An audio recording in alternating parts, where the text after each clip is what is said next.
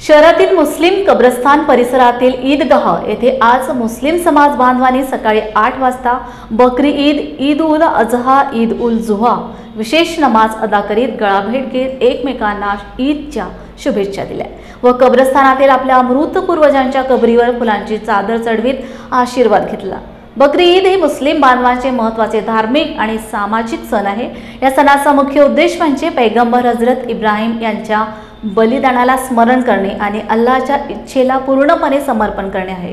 बकरी ईदमध्ये बकऱ्यांची किंवा शासनाने परवानगी दिलेल्या पशूंची कुर्बानी देऊन मुस्लिम बांधव आपल्या प्रिय गोष्टीला अल्लाहसाठी अर्पण करतो। हे त्याग आणि समर्पण व भावनांचा प्रतीक आहे।